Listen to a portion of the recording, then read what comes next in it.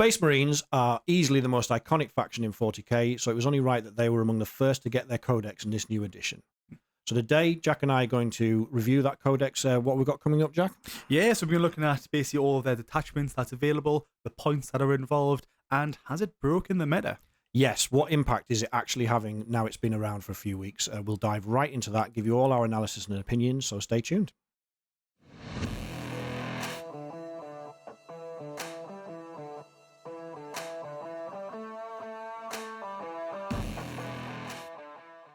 So, Dan, the Space Marine Codex has been out for a few months now, and the meta watch that came out recently has been a bit strange in the way the numbers came out.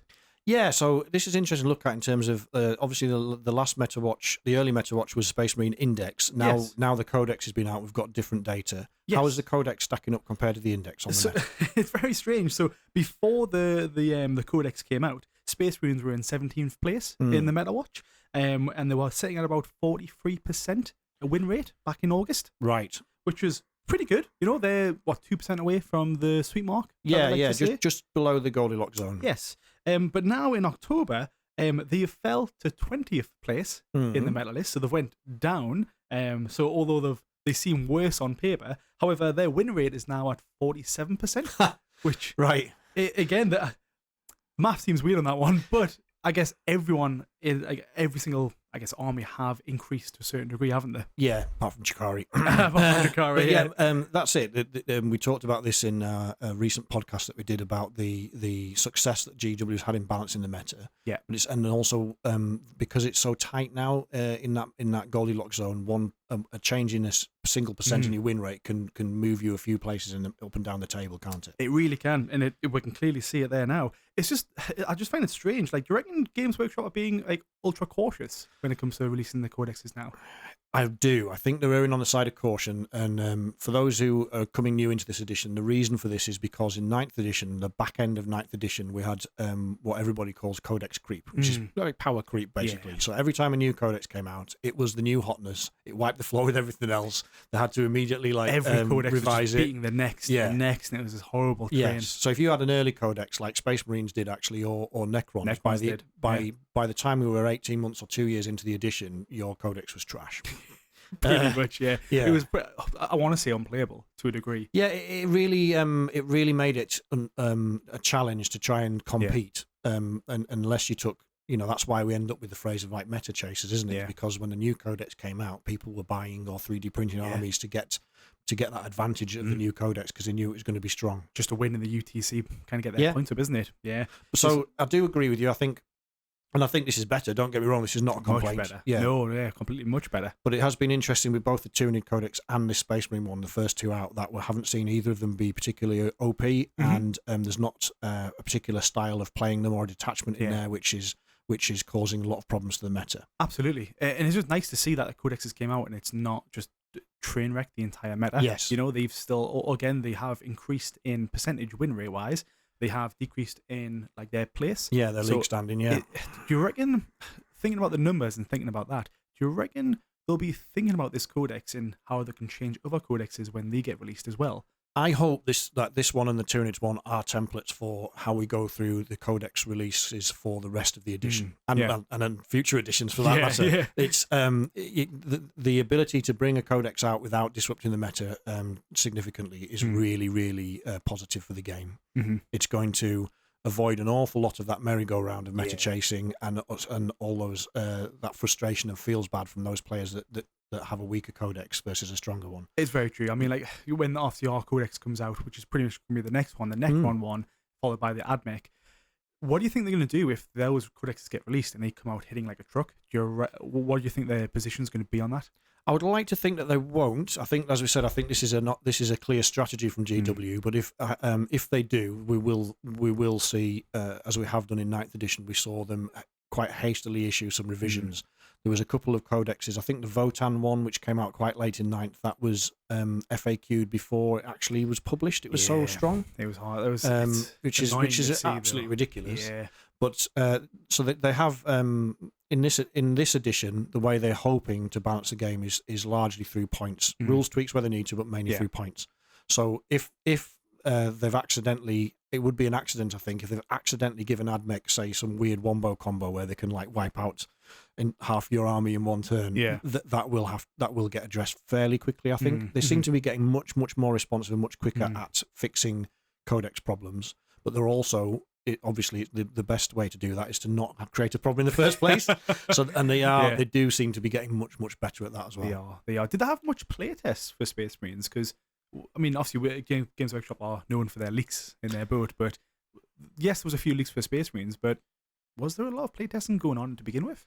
It feels like the codexes themselves that have come out, like the first couple here, were probably, there's about something like a 9-month lead time between them finalising the codex and it hitting the shelves. So this will have been done as part of the Leviathan launch, if you like. Yeah. So within that framework or context, it's probably meant it probably was tested. I mean, what we saw from the beginning of 10th was the game in general hadn't been tested enough because it was a hot mess. It was a very hot mess. Whoever was meant to be tested in Eldar took the month off. It wasn't. It was just like tick box. Prove that. Fine, He's a massive Eldar fan at heart. Like, it was very fascinating. We had. I mean, on my Eldar hate train already. We only just started the podcast, but there was other problem factions like Genestealer cults, obviously Imperial Knights, etc. Custodians were very strong. So overall, they didn't do enough playtesting. But it does feel with this book like as same as the Tyranny one that they've found that balance. So that it's not. In some ways, it's slightly underwhelming, but I think that's because what we were all expecting was, because we're so used to it, we were expecting it would be strong, weren't we? Yep. And that just hasn't been the case. Which, again, we were expecting it, but I'm very much glad that they're in this position because they can only go better. They're going to get better from here. I think it's, although you don't want an army to come out and be absolutely awful where it's to the point where it's not playable, it's not what anyone wants, but it kind of has hit the ground, and I think it is going to start running with it because although when the Tyranny one first came out, a lot of people didn't know how to play each of the detachments. So I think we're in a very similar boat with the Space Marine one. I think the next Metal Watch that comes out, we are going to see a percentage increase and a placement increase on basically where they are, based on everyone kind of refining what works well, what doesn't, what can they use, what can't they use, and as time goes on. Yeah, that's a really, really good point. I think one of the things we're going to touch on later is it's an absolutely massive codex. Like the Space Marines have got a lot of units, a lot of detachments, and all the enhancements and stratagems that come with them. So it is going to take a bit more time for some of the more wily and cleverer generals to figure out perhaps what are the absolute optimum ways to use it. Yeah, absolutely. Do you reckon, kind of think about the codex as a whole and kind of think about any kind of weird questions I might have had during that time? Anything that the codex is missing that you would maybe like to have seen? Yeah, it's missing a glossary, which did something really simple that it should have. Just pick up the book and think, where is it? Well, I mean, particularly with a book of this size, and particularly with think about who it's aimed at. I mean, obviously there is a wide scale of and spectrum of Space Marine players. Yeah. But this is the by far the most popular faction for new players coming in. It's the one. They're the poster boys. It's what the kids want. It is. So, in that respect, having something as simple as a glossary in the back, and they had it in the 9th edition codex. So you open the back of the 9th edition codex. Where is the data sheet for the Repulsor Executioner? Oh, it's on page 98 or whatever. Yeah. It's just easy to find. It is, yeah. Especially when you're playing the game, you kind of need that quick flick through, like, right, where's my unit, where's this, where's that? Do you reckon that's because they're trying to rely more people on the app itself opposed to the codex? It's an interesting one because I think the philosophy of the codex that they've gone for is the same as actually what they usually do, but is to try and keep it as a self-contained book for the super casual players. So if it's if you're like we were saying, a younger player or a newer player, everything is in the book. Yeah. That you need, but it's not. The reality is those younger players are not going to be reading a book. They will be looking on an app. They'll be going straight to the glossary. Yeah, yeah. But yeah, no, there will be. Yeah. It's just what they're used to now, isn't it? They're just used to using. It's just a generational thing, and that's what. Yeah. So, do you reckon we need the codexes going forward? It's a massive hot take, but it is a hot take, and it's a really interesting one. This edition, I was thinking, well, if it's all going to be digital, I'm not going to buy a codex. Then I bought a codex. You bought a codex, yeah. and it's that part. Maybe it is that partly that generational thing, but anybody that's in the hobby at any scale is a collector. Yeah, and exactly. And this is a nice book to have as part of a collection. Well, that's exactly why I've got my codexes. Obviously, you can see my codexes on the wall here. I like having the artwork and I like seeing the books. And although when I'm in the competition, I do like having the app for that flexibility and that fastness. But I do like to collect them, and I do like the lore, like the artwork that's inside of it. I like the way that they display the color schemes in this book. Yes. Like one of the ones they've got in this book is they've got all of the main chapters, and they've also got the successor chapters after that as well. And it's just nice if you're brand new to the hobby, you're not too sure how to paint your army. Hey, there's I think it's like a 4-page spread of all the different successor chapters that you can kind of go through and just kind of either pick one or make your own, which I think is a really nice thing to have. They kind of picked a couple of units too. There's like there's more than one unit in each color scheme, isn't it? So you can see what it looks like on different things. Because it used to be all obviously Ultramarines in the past, didn't it? Yeah. So this is quite nice to see now. Yeah, it's lovely, and there is actually also a painting guide in here, which is I must have missed that bit. It's hidden in the combat patrol rules. Yeah. You know how I would have found it if it was a glossary. Yeah. But yes, pay attention, GW. Make note. They come to our podcast. They come to our reviews to see what to put in the codex. Write that down. We'll let you know. But yeah, it's true that that the codex is a big book. The painting guide should have been a bit more, maybe it's up front than just been hidden in the combat patrol rules. But I'm glad it's there again. It's only a 2-page spread, but it's and it's only in the Ultramarine color scheme. Yeah. But it goes through I think there's 4 units in the combat patrol, and it says this is how to paint each unit. Each of them. Yeah, and which is nice. Yes, this is exactly what new players want, is a bit of background on what, even simply being able to know what paints you need from GW to do it. Yeah. Well, one of my biggest things I really want to mention about this codex is that one of my biggest dislikes, actually maybe not so much dislikes, just my confusion on the back of it, and kind of like thinking about, is this codex now, the Space Marine one primarily, a good codex for people to get into, like as their first army? Because we just mentioned before how big it is, how many units there are. You've got the Primaris Marines, and you've got the Firstborn Marines. That's quite confusing to a young kid. They don't know what's going on. It's a really, really good point. And they've been a victim of their own success-based Marines, because it's been like unit bloat, if you like. As editions have gone on, new units are added in each edition, and now we're in the situation that we're in. Absolutely. Another thing to mention as well is like they've got the They've got the non-compliant chapters. So you look at this book, and this book screams Space Marines, right? Yes. So you're sitting there, you're collecting some Dark Angels or something like that, and you're like, oh, I love Space Marines, they're class. And then you tell your mum, oh, Mum, will you get me the Space Marine Codex for Christmas and birthday coming up, whatever. And then you go in the shop and they buy this. But this isn't the Dark Angels Codex. They have their own index. Yes. Because they're non-compliant. Because they're a non-compliant chapter. Which I only just discovered when I was reviewing this codex. Now, obviously, I knew that they had separate codexes, but I thought they were all going to be using the same one. And then after that, they get like an additional book where it like gives them just additional rules and such. Yes, that's what happened in 9th. So my son, as we know, plays Ultramarine. So we had the Space Marine Codex. Then on top of that, you had to buy the Ultramarine Codex, which has their specific rules and there's some like named characters, for example, that's specific to that chapter. But so like the non-compliant ones that's out there, you got the Space Wolves, the Dark Angels, the Blood Angels, and the Black Templars. I just didn't realize that I knew that they had their own like codex they've got their own index, because they've each got individual. They've got units special to them, haven't they? So there is. But also they will have a chapter rule that is specific to them as well. Well, that's how I found out about it, because I went on, I opened the book and I straight away went to Gilliman, looked at him, I was like, therefore use class. I was like, all right, cool, the Lion, let's see what he is. I couldn't see him in the book. No, he's not there. And I was like, oh, where's the glossary? Let me have a little look at that. Yeah. But then I couldn't see him, and I was like, oh, so I reached out, and then they were like, yeah, look, non-compliant chapter, so he'll have his own codex coming out. And I was like, oh, I don't want to say deceiving, but it almost is. Like, you look at Space Marines and you think this is going to cover it. If you're going to have one book that covers everything, they need to be in there, really. Yeah. But I'm guessing they're almost trying to guide newer players away from those divergent chapters and say, stick to your Salamanders or your Ultramarines or your Imperial Fists or whatever. Yeah. But it would have been better, I think, to have it all in one book. But I can kind of understand why. As long as I would like to think they don't try and squeeze collectors, and they would just put them. It would be nice to see one that covers all of those. Yeah. Because there's not that much to put in a book.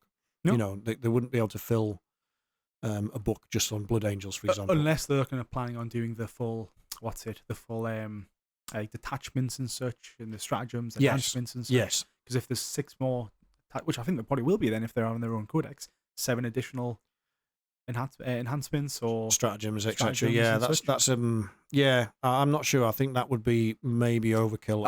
I'm sure that the Blood Angels players would love that. They want that kind of level of flavour, but the overall kind of overarching strategy of 40k in this edition has been to simplify it, and that would go against that. But we'll just have to wait and see. We will. But I mean, in terms of the chunk of this book, the weight of it, there was 98 units in the 9th edition Space Marine Codex, plus then you've got the named characters that are in the the non-compliant chapters, etc., and all that. So there's a lot of units in there. They have refined it a little bit. There's only 80 units in this book and plus 13 named characters. So you're looking at, if my maths is right, 93 in total in the new codex. That's double the Necron one. Well, that's we're due. If rumours are right, Necron's codex is going to have 47 units. And we lost 3. Yeah. So it's we're losing them when they're pooping them out. It's almost exactly double. Yeah. And I think there's still some. You mentioned they've tried to remove the confusion around and the complexity around Firstborn and Primaris, so that these units are just that distinction is gone. Yeah. But there's also an issue with just how big and complex this book is for beginners. Like, for example, I think there's 3 Land Raider variants, and that just seems a bit overkill. Dreadnoughts as well. There's like 3 or 4. There's loads of dreadnoughts. Loads of dreadnoughts now. Your Terminators, you got a few Terminators. Yeah. And Scout Marines and all sorts of stuff. Yeah, and I think in those respects, maybe they're working towards that, because there's always, like we saw when some of the Firstborn vehicles and units got removed from this codex. Yeah, there was a quite a large outcry from older players that have been collecting these for a while that were quite upset about it. Well, a few people, because again they released the indexes that had some of the Firstborn scouts on there, so some people went out there and bought a lot of scouts because they really liked them and they were really good. Yes, bought a lot of these Firstborn scouts, and then the codex came out like a month later, just after the index. Then we're like, right, those ones are they're not in anymore. So there was again a bit of an outcry, being like, well, like, how come you made a codex? Why didn't you just like do a nudge to everyone, be like, hey, look, we're looking to remove these ones, but again, obviously that would impact their business. Of course, it's probably best. I guess it would do it, but another I don't want to start completely moaning about it, but I think it's right that we raise criticisms when they're valid. Yeah. But another criticism was that those index cards came out, and then they've sold those, knowing full well that a lot of those units aren't going to be in the codex, and so there's a new set of index cards now.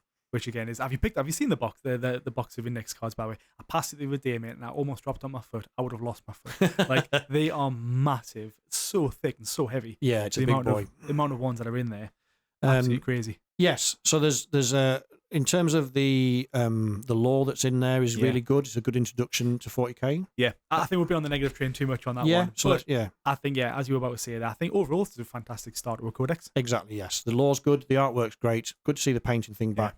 Couple of tweaks that we'd like to see to further improve it, but generally speaking, it's pretty good. There's always going to be improvements. Nothing's perfect at the end of the day. Everyone has their own opinions, so our opinions that we're talking about may be different to what other people are thinking. I think it's completely valid, and I think it's completely natural. But I think this is a very good codex to start off with. Start with 10th with. Something that's maybe interesting as well, going against like codexes or going against the app itself. The points, should points still be in codexes now that pretty much everyone's going to be using the app? Yeah, they're almost a bit pointless. I mean, they were out because of the, like we touched on just before, in terms of the publishing schedule. Yeah. The points are set in the book long before it reaches the shelves, and by the time it reached the shelves, they were out of date. Yeah. We actually we got the same with the Tyranids book when it was launched. They used that as an opportunity to update the points online, and made even more changes. Yeah. So the only benefit to having all the points in there is if you're a super casual player. Yeah. So that you're a young person playing with your mates. Everything's in the book. But I still think they're going those. There's a code in the book that gives you access to the whole book online, and I just think anybody under the age of 30 is probably going to be using the app. Yeah, pretty much. And I think just the app itself, again, credit where credit's due, they have made a very nice army builder app to build your army. The only thing I can see the downside would be is if you're playing a Crusade game, maybe you need the points, and maybe you're only using the book and the Crusade information that's in the book. Yeah. So you might need the points from there. But again, I mean, the app, it's free. You can download it. You can get the information that you need. So I don't see that as much of a barrier if people were sitting there being like, I just want the book. and the points so that I can play my Crusade games. Well, the app takes 2 seconds to download, a couple of seconds to build your army. I mean, it's worth saying that the app will become less useful to people that don't buy codexes, because as each codex comes out, it becomes paywalled on the app. So you need a code. You need your code to see that faction on the app. But it's we must be. This feels in some respects like the transitional edition of 40k between paper and digital. Yeah, and I think they're gradually nudging us across there. Maybe by 11th edition it'll be fully digital with an option. Why for younger players, why would they want the book? There's a lot of them that would just be happy to pay, say, 15 quid and just get the app. I would honestly much prefer, this is again one of our probably our hot take on this one. Why don't they just sell the code on the app for a lot cheaper? Yeah, because I'm not a Space Marine player, but I would love to have all of the information available for all the codexes as they come out in the app. Just because whenever I'm playing with friends, or if I wanted to, again, get some extra information about an army builder, I would pay a couple of quid. I'd pay probably like a tenner for the digital information on the app. Yes. Just to get the points, the data slates, just because it's easier. And it doesn't mean you have to go and fork out, 35 to 40 quid on the codexes, unless you want to go for the limited edition one, which is like 60 quid. I think just buying it on the app is so much easier. Yeah, and if you think about it from like a competitive perspective, one of the ways that tournaments work is you have to upload your list before you go to an event. Yes. So your opponent, who obviously you're only paired with somebody in the first round when you go there, you know who you're playing before you get there in the first round. So they can see what your list is. But if they can't access that information on the app, and they don't have the book available, exactly. Yeah. So having that like flexibility of being like, oh cool, I'm gonna go have a look at all my opponent's units, or even when you're mid game, if again, you don't think someone's gonna cheat, but if you're just curious about what they're doing and how they're using their units, you don't have to ask them, but can I see your sheet, or hey, can I see your phone with the codex? You can just, if you've purchased it, you can just look on your own phone and have a little look at the unit and just kind of get yourself up to speed or know what to look out for if you're mid-game. Yes, it was one of the absolute joys when they released the app with all of the indexes on it, was that you could go on there. If I was playing against Drukhari, if I was playing Drukhari against you could go on there and go, oh, right, I see Dan's taking these Ravages. Let's have a look and see what they do. Yeah. Completely agree. I think that's a good marketing thing for them. Again, GW, hit us up. We'll take some commission but on that little idea. Yeah. But I think it's a good idea. I think we're moving towards it. I think GW is a very traditional company in that respect, and they make a lot of money from selling these books. They do. So try and suckers like us buying them all. I do think there is the rationalization would be if we made a codex but also made a digital only version. Yeah. How much money would we lose? Would we lose so much in sales from the book that we lose money? Yeah. Or does the extra sales of the digital version make up for it? And I think that's where it would be. It's a good comparison. Yeah. It's a good comparison. I do believe they would make more money. Yeah, I fully agree. Yeah. I think it's just moving them dragging them into the 21st century at the moment, isn't it? It is. It really is. Cool. Anything else you want to talk about the book before we get into the meat and potato? No, I think that's a good overview of where it's at, and now why. I do think it's a really good overview of where it's at and why we like it as overall, and also a couple of those issues that maybe for future codexes they could look at. Yeah, for sure, perfect. Well, up next we'll look into the data slates, and we'll look into the attachments, and all sorts of stuff from there. Right, let's get deep dive into this codex and start looking at the army rules, the detachments, and give our opinions on what we think are the best combinations and the best ways to go. Absolutely. What's the army rule then, Dan, for the Space Marines? Oath of Moment. Oath of Moment. Yes. What does that do, Dan? I think everyone knows out there pretty much what it is, but anyone who doesn't... it has changed. So when it initially came out, Oath of Moment meant you could pick an enemy unit, and for the rest of the turn, so for shooting and melee attacks, you could re-roll all hit rolls against that unit and all wound rolls. Yes, it has changed. And then for the Codex, they've toned that down, so it's just re-roll the hit rolls now. Good. Which is still really powerful. It is really powerful, yeah. It still can enable you, Marines, to really focus fire or focus attacks on one specific threat and eliminate it or severely weaken it. Yes, and there are some detachments that buff that as the game goes on, which we'll get into later. But so the way this works is that army rule of oath the moment applies whichever detachment you pick. So there's a number of detachments that Space Marines can have. You choose one which gives takes you along a certain path in terms of like the specific flavour, if you like, or play style. Absolutely. But oath the moment applies across the board still. It does. You're also not allowed to have more than one chapter in your army, such as so this is mainly to do with named characters, so that you can't take like Gulliman and the Lion or whatever, which is a shame. Like 2 Primarchs on the table, that'd be funny to see. Yeah, it would. But yeah, I can see why they've done it for it's largely for competitive play, because you would just get hero spam, wouldn't you? Or no, it's the Nightbringer spam. Yeah, there's loads of those ones. Yeah, I see why. I see why. No, that's very nice. And obviously, you mentioned the detachments as well. You can't have more than one detachment running at the same time as well. Which is good, absolutely. Good to note. Yeah, and it keeps it nice and simple, both for the player and their opponent, which is important. It's a complicated enough game as it is, so ensuring that your opponent understands what they're letting themselves in for always helps.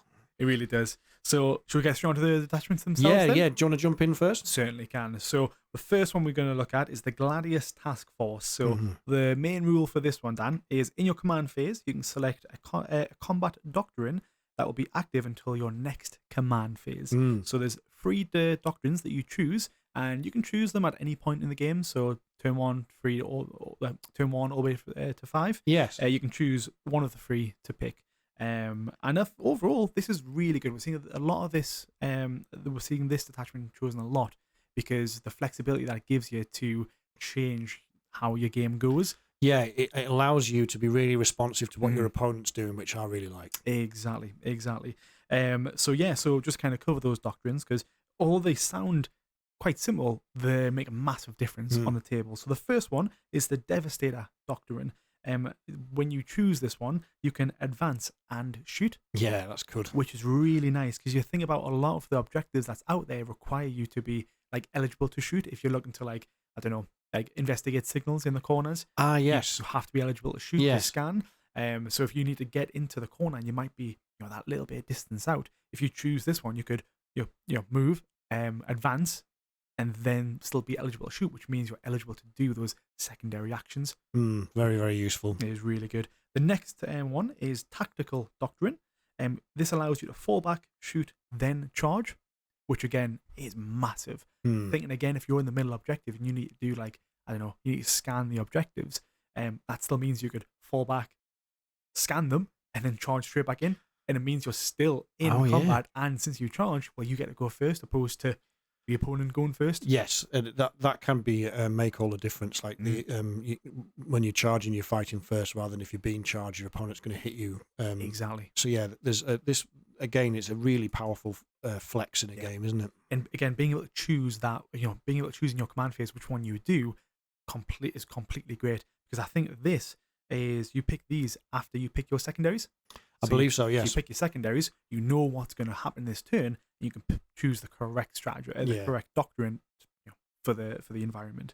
The last one that we'll cover is the Assault Doctrine. So this one, you can advance and charge, which again, fantastic to do. Yeah. That extra movement that you're going to be wanting to bring. I've always said the 10th edition is all about movement. So getting on the board, getting objectives done. So now being able to get on the board, take objectives, and then still being able to charge is a massive game changer. Yeah, that's huge. Overall, though, so I think you can already see why this detachment is being brought, because of how much it will impact the game and how much flexibility it gives you. Some of the enhancements that it comes with is actually really good as well. We've got the Artificer Armor. So this is the enhancements. If no one knows what those are, I know we're diving straight into it. Enhancements is what you can give your character units to basically enhance them and potentially enhance the unit that they're accompanied with as well. Yes. So one of the good ones that we got started off with first is, again, the Artificer Armor. This gives you a +2 to your armor save, which is already fantastic. So if you're on your character has a 3-up, 4-up save, which a lot of Space Marine characters are, that's already going to a 2-up save. Nice. Which is lovely. It also gives you a 5+ Feel No Pain, which again is super tough to get through. Yeah, it can make them very tanky, very hard to kill. Normal save, most likely invulnerable save, and then if it gets through those two, then you've got the 5-up Feel No Pain. Absolutely lovely. The next one we've got is the Honor. What's it called? The Honor Vehement, yes. Yeah, always hard one to say that one. So what this one does, this gives you a +1 to your attacks characteristics and strength for melee weapons. Nice. So again, you're hitting more, and you're most likely going to be getting through on the wounds, which is absolutely lovely to see. This is accompanied, if you're in the assault doctrine, this also, instead of doing it a +1 to the attack and strength, it actually gives you a +2. That's quite tasty. Again, you're being in the right doctrine at the right time with these buffs. You can see where the power kind of comes from. Yeah, and that's very much the theme of the Space Marines, isn't it? Is learning how to stack these in the right moments in a battle, in a game. Exactly, and that's where that flexibility comes in, where it just allows you to pick them at the right time. The next one we've got is the Adept of the Codex. This is only for a character model only. A captain model only. Yeah. And what this one basically allows you to do is this allows you to basically pick a tactical doctrine for the bearer's unit, but not only for the turn, but for another doctrine in its place. Yes. So if we go back to those 3 doctrines, obviously you can use what each of them wants, and so they count for 3 turns. That means there's 2 turns in a game where you're not using one. Yeah. And this enables you to put the tactical doctrine on that unit. Yep. That again is just like just another level of response to your responsiveness to your opponent, isn't it? It is. It absolutely is. And then the last one to look at is the Fire Discipline one. So this one, any ranged weapons have sustained 1. That's always good. Yeah, it is absolutely fantastic. Exploding hits. Yeah, exploding hits. It'll just make those hits come through so much more. And if you're bringing a lot of guns to the table, this is going to be really nice to see. And again, if you're in the Devastator doctrine, any hits of a +5 scores a critical hit. So it's not exploding 6s, it's exploding 5s in the Devastator doctrine. Exactly. That's nice. Really nice. It's scary. It's scary to see. Absolutely scary to see. Moving into the stratagem wise. So looking at the stratagems, I think the first point to raise is that every detachment has 1 stratagem in common, which is Armour of Contempt. Yes. For those of you who played in 9th edition, you'll be used to this because this was an army rule actually for a while, wasn't it? Scarred by it. Yeah, scarred by it, yeah.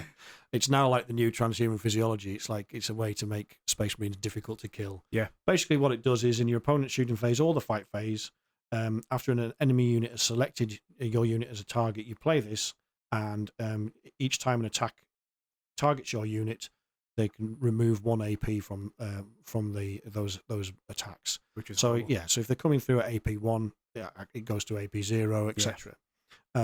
This is also a battle tactic stratagem, and the reason this is important is because some characters, like Space Marine captains, can give you once per battle round you can use a battle tactic stratagem for free. Yep. So you are going to see this spammed an awful lot if you're playing against Space Marines, because it's a quick and easy way for them to try and save some models. Absolutely. To make them more resilient. And it's probably worth noting as well that a lot of units, especially the Necrons and a good few out there on guard as well, most of their standard weapons are -1 AP anyways. So this is going to be removing that to 0 AP. Yes, that is one of the promises that Stu Black and the design team made to us when they were previewing 10th edition, which they've actually kept, was that they promised us that there would be less AP in this edition, and that's been very true. So the ability to reduce that AP even further is really strong. Really nice. Moving on, next one is Adaptive Strategy, which is a strategic ploy, so it doesn't count as one of the battle tactic ones. Use this in your command phase, and you can select the Devastator doctrine, tactical doctrine, or assault doctrine. So that unit is then put into that doctrine instead of any other combat doctrine that's active for your army.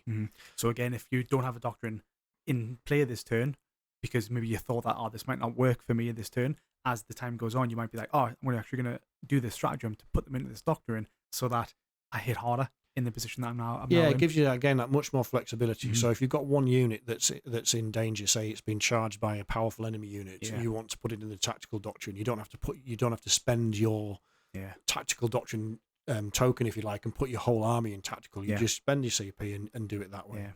So it's good. Nice. More flexibility.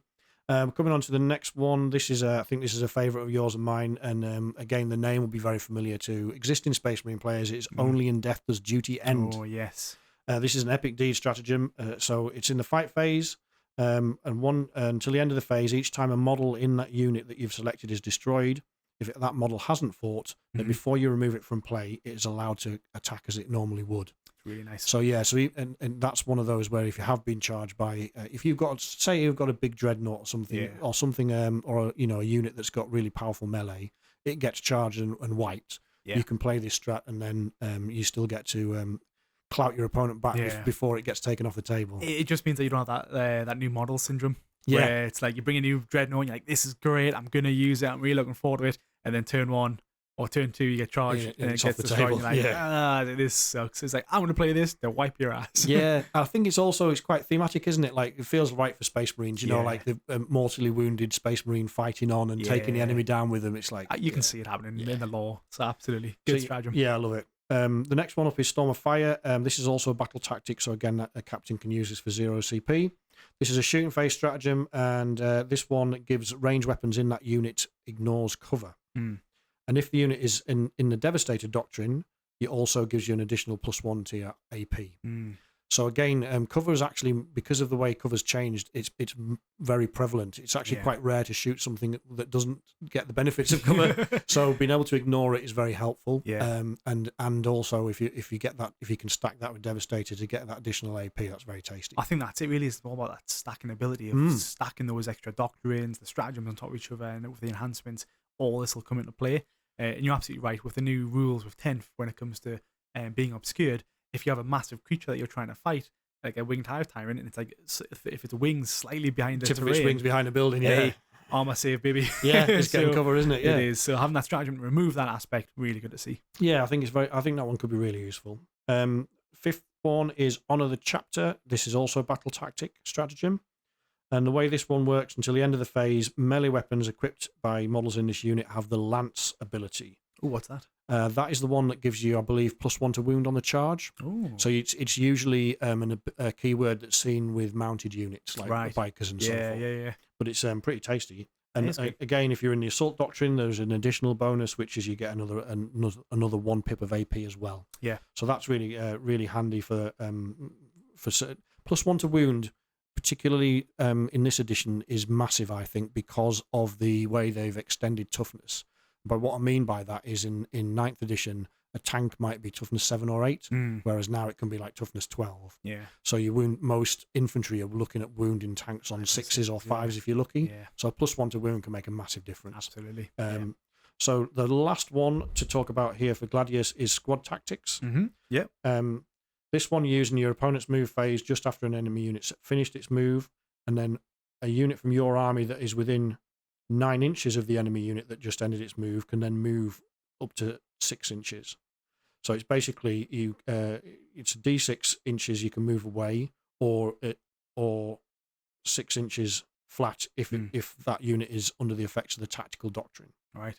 So the idea of this is, if you've got a softer or a gunline unit that isn't very good in melee, your opponent's like, say, you're bringing 20 orc boys towards you or something, to try and escape that charge, you can move them back. You can move them out of harm's way. Yeah, which is quite, again, using it's very situational, but using the right time, it's pretty powerful. Yeah, I think that's kind of it, really. I think overall the detachment sounds really good, but the stratagems themselves, although they seem good on paper, I really think a lot of them are situational.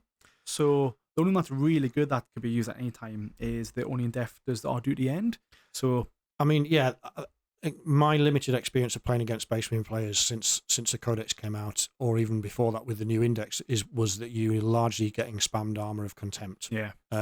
Because it's an easy stratagem that newer players can remember, and we're all new players because it's a new edition. But also it's it is quite useful. Yeah. So that one in particular, you're going to see a lot of, and occasionally, like for those big thematic battles, like if you're trying to take down a Space Marine character or a dreadnought or something, you are going to see Only in Death Does Duty End. 100%. But those are the bigger ones. Very nice. But overall, it's what are your thoughts on that as a detachment as Gladius? Again, overall, I think it's really, really good. I think it's the one that we're going to be seeing a lot because, again, it's that flexibility of the movement that you need. Again, said it before, but in 10th, you need to be able to move around the board. Can't say it often enough. Yeah, movement's absolutely massive. It's just because the first thing you might get is, investigate signals. Well, you need to get to the corner. How are you going to get there? Yeah. You need to move. You need to be able to have that flexibility of getting around the board. So again, that movement and then the advance and then shoot. Yeah. Gives you that ability to move there, especially if you've got like a squad of bikes. Yeah. 12-inch move easily. Yeah. Plus an advance. Then you're pretty much there. Yeah. And then you're able to shoot because you're in that doctrine. Yeah, it's really, really, really useful. I love the flexibility it's got, and I think there's so much so many different ways that you can respond to what your opponent's doing and try and turn a difficult situation back in your advantage. Yeah, and that really appeals to me because one of the things I like about this codex overall, but particularly this detachment, is that those sort of layers of strategy. So if you're a new player coming in, there are things that you can do which will help you immediately. Like we just talked about, like Armor of Contempt, for example. There's nothing wrong with learning these one at a time or a handful at a time. If you want to spam Armor of Contempt until you're happy you've learned how to use that, and then look at the others, do that. Yeah, 100%. But for more experienced generals, there are so many different ways that you can flex these strats and these enhancements. It really is. So what we got next then? What's the next detachment that we're looking at then? Anvil Siege Force. So good name. Yeah, this is your Imperial Fist kind of chapter flavor, really. So it's built around almost like Tau playstyle, very much like gunline units. You sit at the back, blow your opponent off the board, and then go and score your points because he can't score any because he's dead. Very nice. Yeah. A bit like what we did to Dan in our last game against his orcs. Yeah. Just took him out the table, and then we're like, we'll mop up now. But yes, this is the detachment rule for this one is Shield of the Imperium. So ranged weapons get the heavy keyword. So, and if they already have heavy, they gain +1 to wound if the unit has remained stationary that That's turn. really nice. Yeah, so heavy's giving you +1 to hit if you stand still, and then if the weapon already had heavy, it's getting +1 to wound, which is pretty big. Really good. Yeah. Indirect fire, I can see maybe benefiting from that one as well. Yeah, right? very much so. Not my favourite. No, I don't think it's anyone's favourite in a minute. But we'll dive straight into the enhancements. So the first one is probably one of the best ones, which is Indomitable Fury. I like it. This is for a Gravis character only, so a character in Gravis armor. But it's very straightforward. Once the bearer is destroyed, you roll a dice, and on a 2+ it stands back up with full wounds, and you can stand them back up out of engagement range. So if you died in melee, then nothing else basically can attack it. Sounds like our Necron the characters. There's a similar strat for Necrons, yes. Being able to come back and like saving those extra points. Yeah, really nice. Yeah, it is really big. good. And particularly in a way that characters are so important to buffing units now that like if your opponent finds a way to use precision or just simply kills your character, then that your unit then loses a lot of its capability to. Well, you might stack that unit up. You might give them some enhancements, some extra little stuff. You might have had a stratagem on them, so having that extra thing, quite nice, very good. Next one is a little bit less interesting, but it's called Fleet Commander. It's a captain only model, and once per battle you can place a marker in your shooting phase on the board. In the next shooting phase you place another marker 12 inches away from that first marker. Draw a line between them, and every unit in between takes D3 mortal wounds on a 3+. So strange. It's a weird one. It's almost like an aerial bot, like calling in an airstrike, isn't it, or a bombardment or something. But it's also you must be careful with this because it's every unit, so don't put your own guys in the way. Right, okay, that is funny. Yeah. But yeah, it's I guess it's a good way to kind of spread out the forces, or if you're looking to maybe get into an area and like restrict their movement kind of thing. Yeah, I think early on in a game it might be quite useful if you whacked one on an objective, for example, or in between two objectives, so that you could go either way next time with which way you're going to put it. But it's a one-shot deal and it's quite situational. But it's okay. 12 inches is quite far as well, so you might be able to squeeze a few models in there. I mean, that's it. If you got it off, if you were playing like, ironically, if you were playing like a gunline army, like this detachment that doesn't like to move and likes to sit where it is and shoot you, this is actually pretty cool because it's going to force them to move out of position or take the mortal wounds. It would. It's very nice, but it's okay. Sliding further down the scale is Stoic Defender is the next one. This gives the leader's unit 6 up, feel no pain, but it's only while in range of an objective marker they control. And the other benefit it gives you is if that unit fails a battle shock test, it only halves the model's OC rather than reduces them to 0. Okay. So, but again, it's only while you're on an objective. So it's super situational. I see that one being as like a backline kind of HQ on your deployment. Home, home objective. Yes, just so that again, instead of going at 0 it goes to half. That's still meaning you're owning it. Yes, if there was no other units there. So it's reasonably. Yeah, there are. When I'm saying like this is the worst, I don't mean like this is the worst. This is the worst. It means it's not as good as some. I don't think it's as good as the other enhancements in the book. Oh, but they still have uses. Yeah. And speaking of which, the last one's actually not bad either. Is Architect of War. Ranged weapons in that unit gain ignores cover, which we just covered before as well. Yeah. So as we said, that's really useful in this edition because everything gets cover. It does. Everything does get cover. They're not bad. And stratagem wise, the first one is Rigid Discipline, which is 1 CP strat. At the end of the fight phase, your unit can fall back from melee up to 6 inches, but it can only fall back onto an objective marker or into your deployment zone. So it's a strange one. Because, why else would you fall back? Yeah.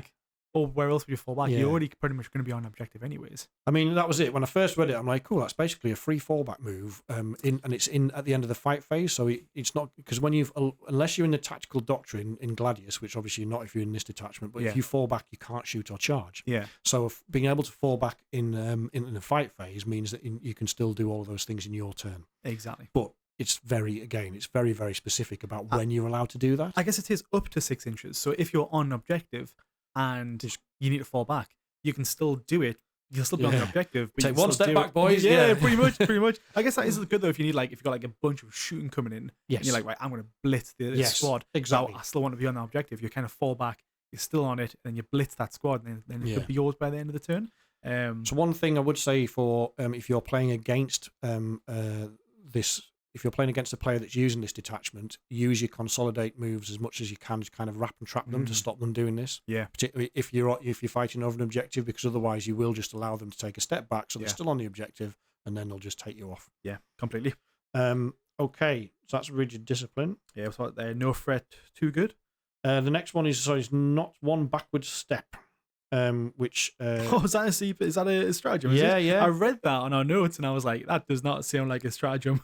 And no, it doesn't. And considering that we just talked about taking backward steps, that's why I was confused. I was like, what's going on here? You're giving it they're getting mixed messages. These guys. You're not one backward steps, 1 CP as well. And what that does is, if your unit remains stationary, it doubles the OC of the unit for the entire turn. And it doesn't have to be an objective, but you'd only use it if it was. But, of course, yeah. But that's actually quite tasty for those, particularly for those later turns of a game when you're struggling to get enough OC onto an objective. I'm thinking say turn 3, turn 4, primarily turn 3. Let's say you've got a unit coming in to basically capture enemy outpost. Yeah, that's 8 victory points that you would need. Hey, if you charge in a squad of Terminators or even just a squad of aggressors or something like that, they get onto it and they don't kill enough that they needed to. Pop that. Yes, it could be yours. Yeah, easy 8 points from there. Yeah, it's really really interesting strat. I like that one. Yeah, the next one I also really like is called No Threat Too Great. As you said, this is a 2 CP strat, but it is a battle tactic. So again, if you've got a captain, that unit can use it for free. Really, especially since it's 2 CP. That's massive. Yeah, to be able to use it for free. That's really good. And it deserves to be 2 CP because it gives that unit the ability to re-roll all wound rolls against monsters or vehicles. So that is big. Because there's a lot of vehicles being brought now as well. Yeah, it's definitely much more of a vehicle meta, and as we talked about, those vehicles are tougher than they were in 9th, so this will just enable those units to have a more of a fighting chance of crippling or destroying those targets. That's nice. Next one up is also a battle tactic. This is called Battle Drill Recall, which is a bit of a naff name for actually something that's not bad, I think. Right. No one likes to be reminded of battle drills, but it gives ranged weapons sustained hits 1. And again, similar to what we were talking about before, in this case, if that unit's remained stationary, the critical hits on a 5 up rather than a 6 up. Again, so yes, really powerful. So exploding hits on a 5 is pretty decent. Very nice. And last but not least is Hail of Vengeance, which is a great title but isn't very good. This one's a 2 CP strat, and it's if that unit had 1 or more models destroyed by enemy shooting, you can then shoot back at the unit that shot you. So it's situational again, but there are certain units like, for example, Hellblasters, the guys with the plasma guns. Their damage output is really good. Yeah. So if you're trying to take them off the table and you shoot at them and say your Necron warriors kill 2 of them, they pop this strat, and then on the other 8 of them shoot back at you. You're in trouble. Not nice. No. For 2 CP, it's pricey for 2 CP. It is. And again, I think as you just mentioned there, it depends on what shoots at you first. It's very much so. If half the squad gets destroyed, is it really is it worth it? Yes, probably not. But it's not a battle tactic as far as I'm aware, so you can't spam that one for nothing, which is probably a good thing as well. But again, if your opponent is not careful, and as opponents, like we were saying, like as us as Necrons, you don't want to be shooting firepower at a unit like Hellblasters that's only going to whittle them a little bit. Yeah. Or aggressors, for example, have got loads of shooting output at the moment. Definitely. You need make sure if you're focusing on those units, you hit them hard first. Makes sense. What's your overall thoughts on this one? I think in terms of faction flavour, this is awesome. I think you can imagine it for like a casual or sort of narrative game around a siege or a last stand type theme. I think that would be really fun to play. Yeah. But in anything like competitive play, I think the challenge with any gunline army is you've got to balance it with point scoring. That's a bit more of a challenge, and I think that's perhaps the only reason why we're not seeing a bit more of this in competitive play. Is while the damage output's probably pretty good. Yeah.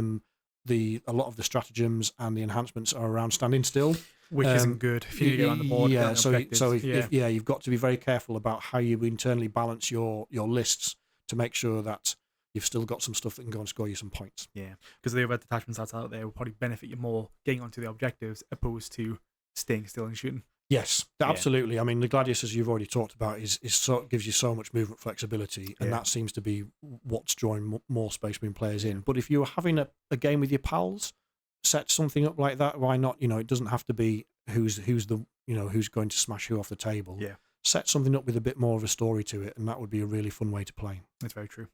Very nice. Well, next one then is the next attachment. The third one on the list is the Ironstorm Spearhead. Oh yes, do you want to take us through that one? Certainly can. So it's their rule is a bit of a strange one, but it's once per phase, an Adeptus Astartes unit can reroll one hit roll, one wound roll, or one damage roll for a model in that unit.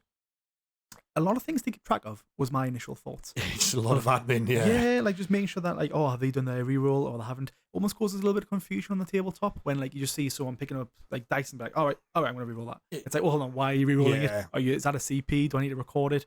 Kind of get a bit confused in that one. It slows the game down, but I think one of the you can see why this could be so powerful. Yeah. We can maybe talk about that later. But if this is more of an attachment for vehicles, you're firing them big tank guns, which can be a bit swingy on like the odd D6 damages in particular, or whatever. The ability to give yourself a much better chance of increasing your lethality is good.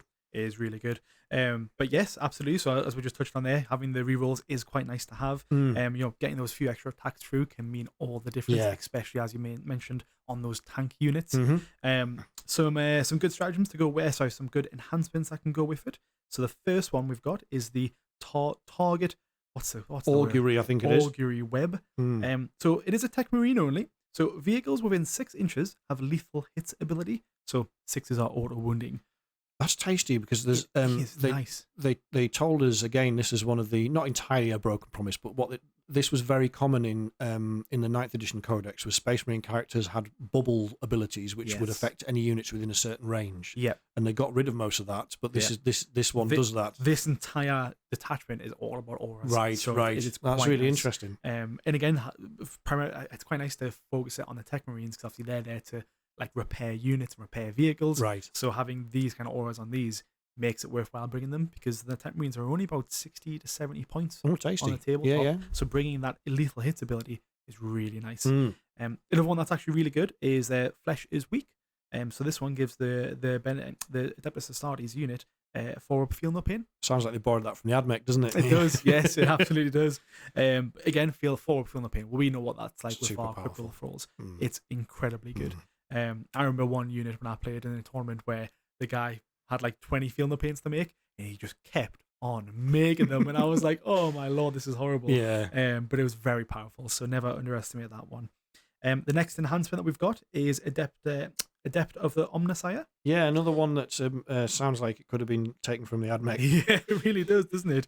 But yes, this one's a very good one. Again, it's another Tech Marine model only. So once per battle, if a failed saving throw was made for a vehicle that is within 6 inches, that damage characteristics of the attack goes to 0. Oh, now these ones they can lead to some feels bad moments on the board. Because let's say your opponent's firing their Darklands stand, you'll probably well know of this one. Fire the Darklands, they finally get it through, they finally wound. Once they get it through, they roll the damage and they're like, actually tell you what, that's 0. Yeah, reduce that to 0. Get that to 0. And the reason why it's so good for us because yes, all these little shots that get through, yes, they might chip away at you, and this ability might not be very good for those kind of attacks. But whenever you're kind of targeting a vehicle, because of their toughness now, a lot of people will be firing their big guns at you. Yes. So firing your big gun, having a, you might even spend a CP to try and get that ability through. And once it does get through, your opponent then just says, actually, tell you what, that's going to be zero. It will massively help out against things like railguns, won't it? Like those really big, super powerful cannons. Exactly. Yeah, I like that a lot. It is restricted once per battle, but still very good one. That feels about right, to be honest. Any more than that would be once per phase. That'd be horrible. Absolutely horrible. Cool. And then the last enhancement that we've got is Master of the Machine War. So a vehicle unit is eligible to shoot even if it fell back or advanced. That's good. Very nice. Because again, this one is primarily focused on vehicles, so it is very nice to see. Stratagem wise, again, I think this one complements them very nice. So kind of going through it, we've got the Unbowed Conviction. Yes. So in your command phase, you select one Adeptus Astartes unit from your army that is below starting strength. Until the end of the turn, your unit can ignore all modifiers to its characteristics and/or to any roll made test for. Basically being made off. So is it for morale? No. Just any test. So any battle shock tests, any rolls. The only thing is that it can't stop his AP, like modifiers to saving throws. But it's really good. Very nice to have. And again, that's most likely going to be used on your vehicle, because again, if you're low and you're going to have because the modifiers is this when let's say you're below half strength and you're between that, you're bracketed basically. Yes, what we used to call bracketed. Yeah, that's now removed, which is lovely to have, lovely to see. That's a very useful one, and it's a battle tactic stratagem again. That doesn't mean so much in this one because you're unlikely to have a captain tech marine. But still, it's good. Yeah. Next one is again what we've already mentioned before, Armor of Contempt. Yes. So is it the same across the board actually? Yes. So we will not cover it again if it's already been done. So we'll move past that one. Mercy is Weakness is another stratagem. This is for 1 CP. So when in your shooting phase or fight phase, you select one Adeptus Astartes unit from your army that has not been selected to shoot or fight. Until the end of that phase, each time a model in your unit makes an attack that targets a unit that is below starting strength, below starting strength, that attack has sustained 1 ability. And when making such an attack, if the attacking model is a vehicle, on a successful hit roll of 5, it scores a critical hit. So it's exploding 6s, but if it's a vehicle, it's exploding 5s. Very nice. Yeah, that's tasty. Very good to see. Keep saying tasty, but they are. That's why there's some really, really useful strats in this book. Yeah. I don't think there's one that we'll cover the next 3 in a second before I make that statement, just in case. Another one. So we've got the Vengeful Animus. Yes. Animus. When the model, so this happens in any phase just after an Adeptus Astartes vehicle model from your army has the Deadly Demise ability, is destroyed. You target that unit, and what happens is you do not roll a d6 to determine whether the mortal wounds are inflicted. Instead, it just automatically happens. I love this. This was a strat that Necrons used to have, and I hope they bring it back in our codex, where you could, if you could yeet your vehicles up into melee, end up like with 2 or 3 enemy units around them. And when the enemy killed it, you just auto destruct it. Those D3s, D6s. Can cause a lot of damage. It can. If you roll, if you spike on your mortal wounds, you're laughing, aren't you? Absolutely. Next one we have is the Ancient Fury. So this is in your command phase. This is the only one that's a bit of a strange one, because this is the one, it really narrows it down. It's you target one Adeptus Astartes Walker from your army. Right. Until the end of your next command phase, improve your model's move, toughness, save, leadership, and objective secure characteristics by 1. And each time that your model makes an attack, add 1 to the hit roll. So although it sounds very powerful, it's just very limited because it's a Walker model only. Yes, so it's basic. I'm trying to think, racking my brains here, but apart from dreadnoughts, I think there's only tactical war suits that are walkers. But it looks like it's very much aimed at dreadnoughts, doesn't it? It is. And I mean, dreadnoughts are very good to bring, and they have a very big selection of dreadnoughts as well. So it's definitely can see its use, but once you lose your dreadnought or your walker, well, then you've kind of lost, 1/6 of your stratagems that's out there. And the last one that we have is Power of the Machine Spirit. So this happens when your opponent's shooting phase, just after an enemy unit has resolved its attacks. One Adeptus Astartes vehicle from your army that was reduced to below half strength as a result of that attack's unit. Your unit can shoot as if it was your shooting phase, but it must only target that vehicle that shot at you. So again, situational, and it's more situational when it's like, all right, that attack has to have gotten me below half strength.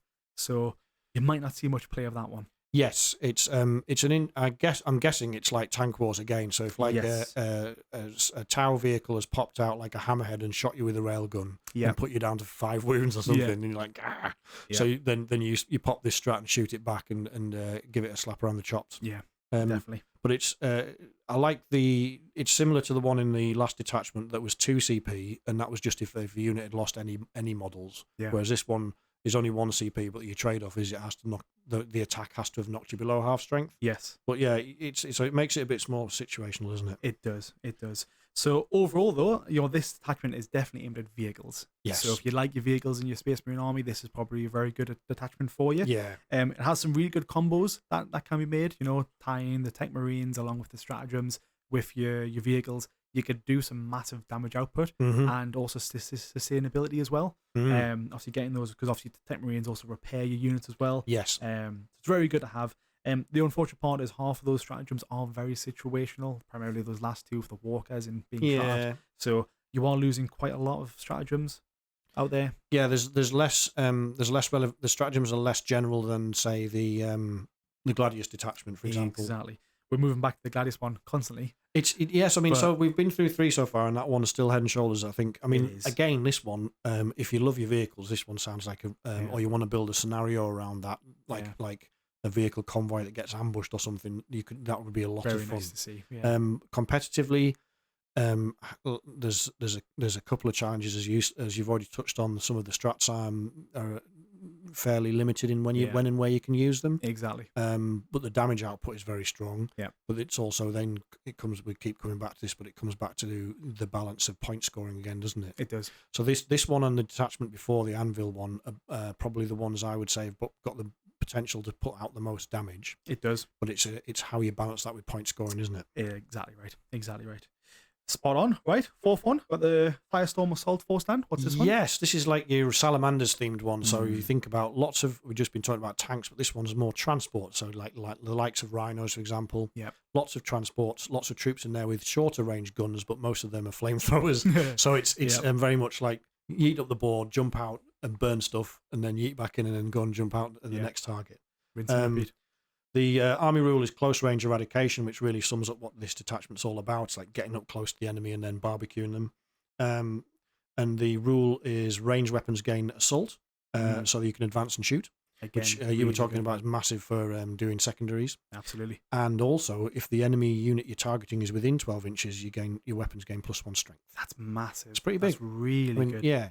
It's obviously not quite, +1 to wound would be better, but that would be just too strong. I think that would have made this detachment far too strong. Most flamers are already 5s, right? I think it varies. With torrent weapons, I'm not sure on Space Marine ones. I think there must be 4s or 5s, but yeah, it's certainly not, going to help. Absolutely, at least putting you up to 4s. Yeah, you'll be hitting on 4s. Yeah, lovely. Diving straight into the enhancements. Champion of Humanity. Sounds like a song from The Witcher. This is for Tacticus models only, what it does is it means that unit ignores all modifiers to characteristics and tests apart from saving throws, so it's similar to the one we just touched on before in terms of the strat. Good. War-Tempered Artifice is up next. This is for an infantry model only.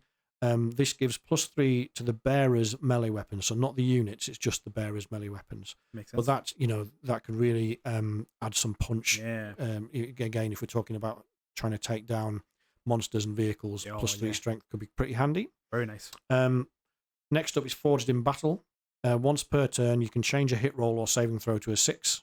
This is basically Eldar Fate dice for Astartes.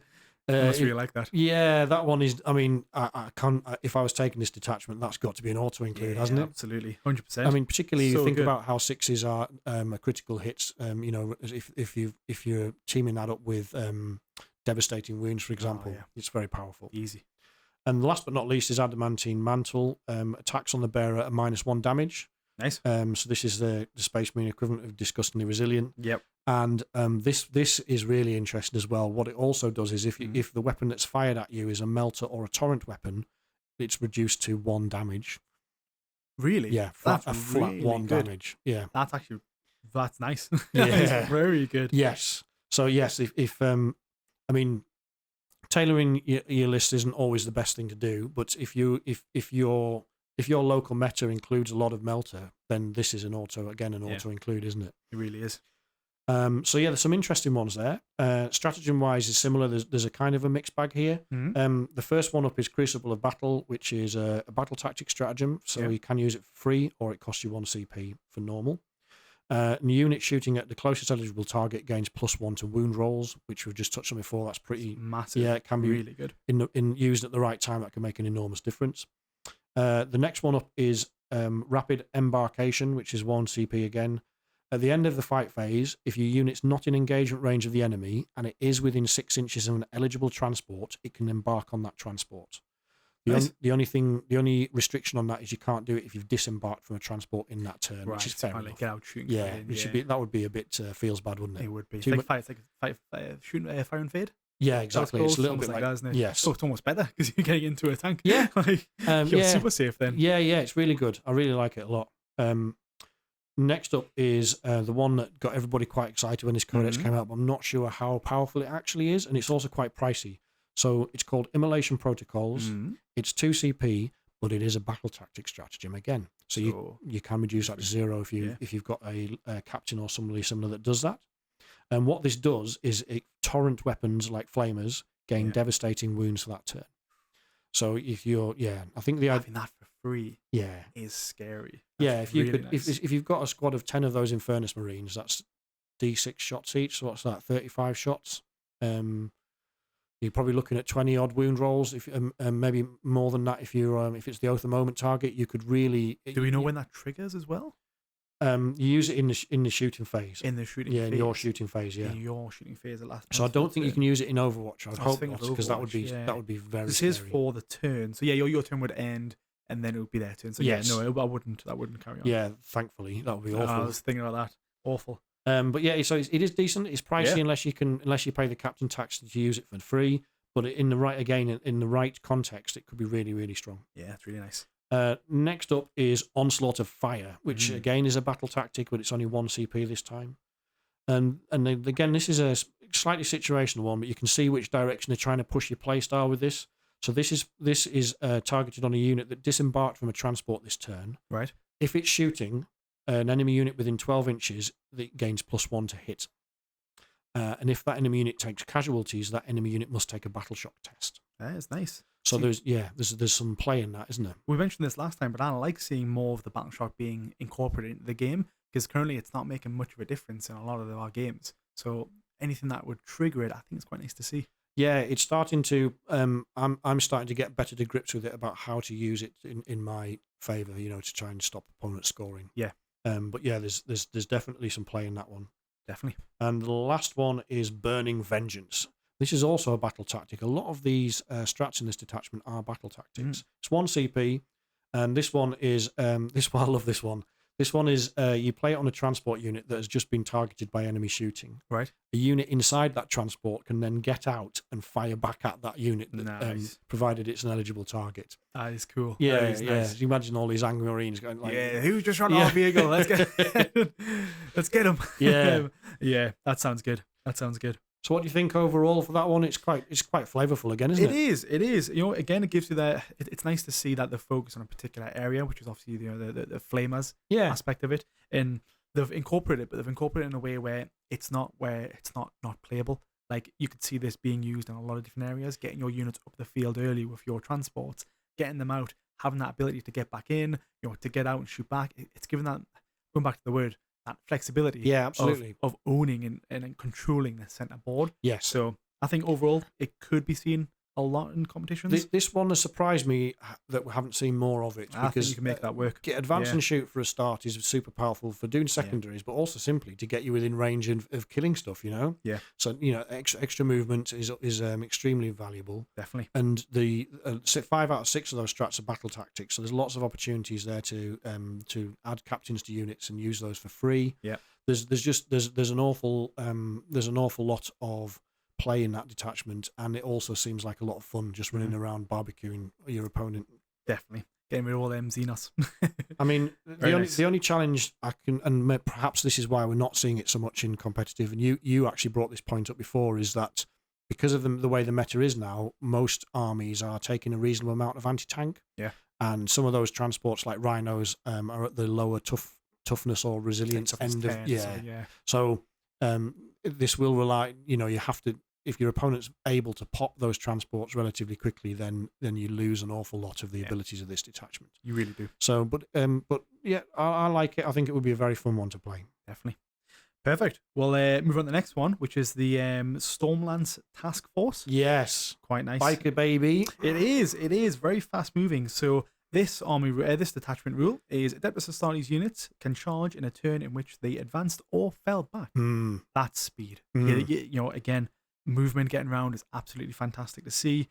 A lot of movement, a lot of bikes that they have is 10 inches anyways, going up to a potential 16 inches, and then being able to charge on an additional 12. Well, you're basically at their front door by turn one. Yes, you can get very scary. You can pin. It's a good one for like what do they call it? Like the pressureless pressure style of play, where you want to try and pin your opponent back in a deployment zone, keep them busy while you run around the board and score the points. Exactly.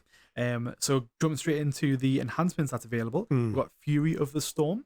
So Adeptus Astartes mounted models only improve the strength and armor penetration characteristics of melee weapons by 1. Each time the bearer ends a charge move until the end of the turn, the stats get increased by 2. That's really nice because it's a perfect synergy with their with their detachment rule. Sorry, isn't it? Straight away, exactly right. Moving up the board and then being able to gain benefits from moving. It's just unreal. It's absolutely very nice. We're not going to go through all of the specific like unit data sheets, but one thing that's become clear in this edition so far is that Space Marine bikes don't punch quite as hard as they used to. Yeah. So being able to increase that ability, like around strength and AP, is going to be really, really good. It really is. It really is. The next enhancement that they've got is the Portents of Wisdom. Adeptus model only. While leading a unit, you can reroll advanced rolls made for that unit. Again, that's nice, isn't it? Yeah. So again, it ties into their main rule. Yeah. You've got a captain on a bike leading off to your bike squad. You're moving up, right? Cool. I'm going to charge. All right, I'm going to reroll that charge roll because it was awful. I've got that extra movement combined with again some of the stratagems that are coming up where you get the extra strength and attacks. It's just a one-ball combo. Yes, which is scary to see. Yes. The next one that we're going to be looking at as well is the Fainting Withdrawal. So it's Astartes model only. While leading a unit, the unit is eligible to shoot in a turn in which they fell back. Again, that's pretty handy. Really nice because again, by bringing a lot of mounted units, you've got to think about those ATVs. They're not very good in combat, but again, being able to fall back and then shoot with those ATVs at close range, you're going to see some nice damage coming out from them. Yeah, because they mounted units don't have the rule where they can fire into combat, do they? Exactly. So you need this flexibility to stop your opponent from tar pitting you or trapping you in combat, so you can't get your guns off. So although they can move, they can also get out of combat, as we just said, to make it a bit really, easier. really flexible. Really nice stuff. Yeah. And then the last enhancement is Hunter's Instincts. So Adeptus Astartes mounted models only. If the bearer's unit is in strategic reserves, for the purposes of setting up that unit on the battlefield, you treat the current battle round as if it's 1 higher. So that means units can come in from reserves in turn 1. Wow. Yeah. Again, that combination of the movement that they're going to have as well, absolutely unreal. That's going to have your opponent is going to have to think very carefully about setting up to avoid. There's not many opportunities in this game for turn 1 deep strike or turn 1 strategic reserves. So exactly. It really adds another element to the game, that doesn't it? Really good to see. Again, tying that with some of the stratagems that's out there, we'll skip over Arm of Contempt. Yes. But we've got the Blitzing Fusillade. Yes. Yes. So this is in your shooting phase. You choose 1 Adeptus Astartes unit from your army that has not been selected to shoot. Until the end of the phase, ranged weapons equipped by models in the unit have the Assault ability. If any such weapon already has this ability until the end of the phase, that weapon has sustained 1 ability as well. So again, that one-ball combo of getting those attacks through, plus sustained 1 Yeah. and assault. You're hitting easier and you're getting more hits. Advance and shoot, getting more shots off is always good. Yes. Very nice to see. That is 1 CP as well. And Nice. again, that is a battle tactic. Don't think you'll see very many free ones of this unit's kind of coming about, because really just the captains, isn't it? I don't think there's a captain on a bike yet, is there? Exactly. So you might not see the free use of them coming out. Yeah. But again, 1 CP, still quite a cheap one to use. And the next one is Full Throttle. This is 2 CP. It happens in your movement phase. You select 1 Adeptus Astartes mounted or vehicle unit, and until the end of the phase, if your units advance, do not make an advance roll. Instead, that unit automatically moves 6 inches to the movement characteristics of the model. So if it's a mounted unit, you move 9 inches. Yeah. And if it's just a normal unit, then it is 6 inches. Really nice. Yeah, that's lush. 10-inch move going to then a potentially 9-inch move, and then a charge on the back of that. Yes. It's pricey, combos. but used in the right circumstances, that could change your game. Very nice to see. The next one we've got, again, is 1 CP, is the Shock Assault. So this is in your charge phase. You select 1 mounted unit, and until the end of that phase, you can reroll the charge rolls made for that unit, and melee weapons equipped by the model have the Lance ability. So, yes, which is your +1 to wound on the charge, isn't it? Exactly. And you can reroll charges. You can see where this is this is all very synergistic, isn't it? It is. And there's just not. I don't think there's one where a stratagem or ability that I've looked at where I'm like, well, that's never going to work. Like, all of these are viable throughout the entire game, which is absolutely lovely. And then this other one, I love the name of this one, by the way. Ride Hard, Die Fast. Yeah. Absolutely fantastic stratagem name. So this is 1 CP. So in your opponent's shooting phase, just after an enemy unit has selected its target, you select 1 mounted unit or the Adeptus Astartes flying vehicle. And until the end of the phase, each time an attack targets your unit, subtract 1 from the hit roll and 1 from the wound roll. Yeah, that's really decent. Really nice to see. The wound roll, especially, because Yes. in vehicle units are what? T5 minimum, T6 possibly. Yeah. So you're already hitting on 4s, maybe even 5s, going to 6s, going to 5s. That's horrible to see. And then the last stratagem we've got is the Wind Swift Evasion. Again, it's 1 CP. Happens in your opponent's move phase, just after an enemy unit has ends its normal move, advance, or fall back move. You target 1 Adeptus Astartes unit from your army that is within 9 inches of that enemy unit. You can make a normal move of up to 6 inches. Restriction-wise, you cannot select an enemy unit that is within engagement range. Very good. Again, more movement. And again, if that gets you onto an objective, just to contest or even take it over someone, really nice, because you might need that extra 6-inch movement to get onto an objective to then score it in your turn.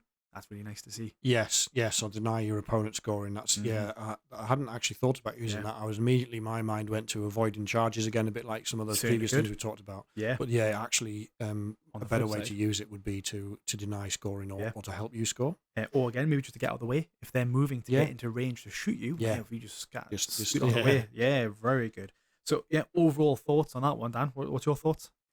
Yeah, I don't think competitively we're going to see a great deal of this, but thematically, this one is probably my favourite. Yes. I think I have a couple of pals that play White Scars, which is basically what this detachment's aimed at. So you want to see loads of bikes, hit and run kind of style of play, a lot of fun again. I think. I don't think it gives you enough.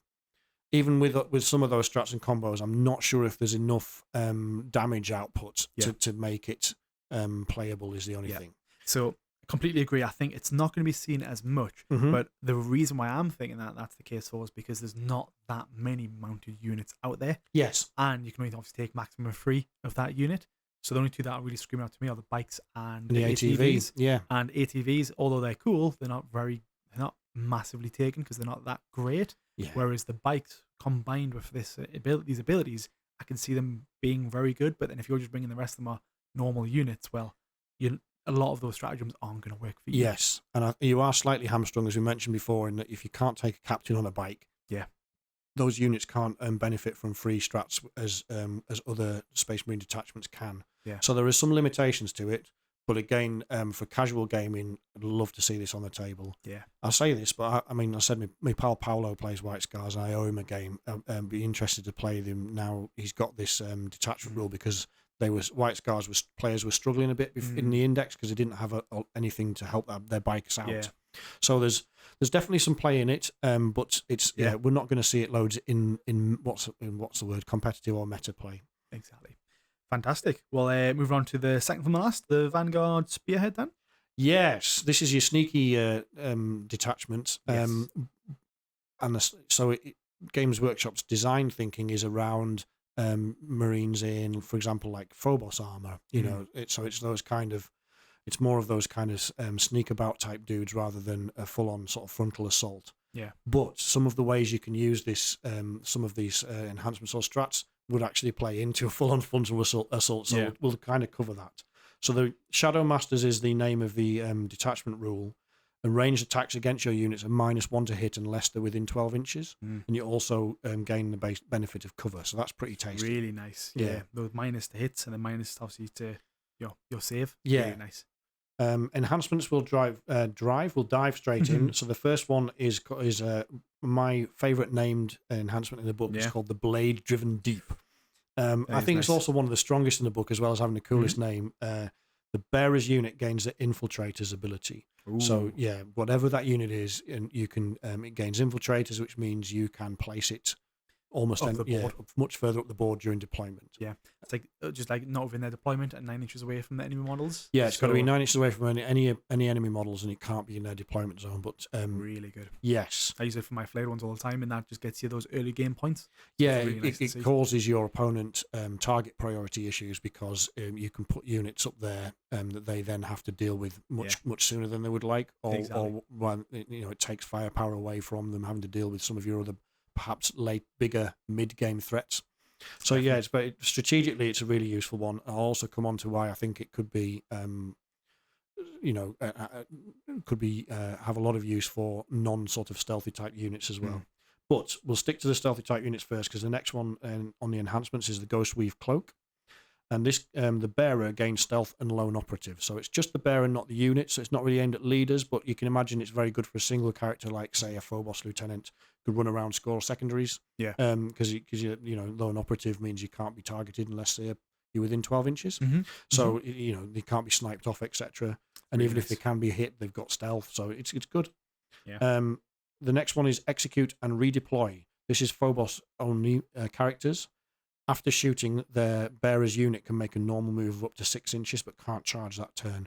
So again, this is in that kind of fire and fade kind of area. Yeah, it's still good. It's good, especially depending on what kind of units what kind of weapons they have. But it's just simply for keeping them out of the line of fire. Yeah, very nice. And last one is Shadow War Veteran. Again, this is Phobos only. And this is what's commonly known by experienced players is the Vect, which is a term that comes from the Drakari. But what it means basically is if your opponent uses a battle tactic stratagem, you can then say to them that from the rest of the game, whenever they use that stratagem, it costs an additional 1 CP. And this adds on to if you have a captain in your unit, for example, or like say we're Necron players, we've got Overlord in our unit, we can use a battle tactic stratagem for free. Yes. Even though it says we can use it for free, it increases the cost by 1 CP. It's horrible. Yeah. That is horrible. Especially when you think like, I've got no CP, I'll pop this. And they're like, it's extra 1 CP. Yeah. It's like, again, it's you've got to use it in the right circumstances to have a real impact, but it's a handy thing to have in your back pocket, I think. Yeah. Really nice to see. Stratagem wise, they'll start with a Deadly Prize, which is a 1 CP strat. It's infantry or mounted only, and you have to be in control of an objective to use it. So this one, again, it keeps saying this, but this is very it is really situational. Yeah. But it's a lot of fun. I do like it. So if you control that objective, your unit spend a CP, and your unit can sabotage that objective. So if an enemy unit ends any kind of move within range of that objective marker, it takes D3 mortal wounds on a 2+. Right. And that lasts until you lose control of that objective.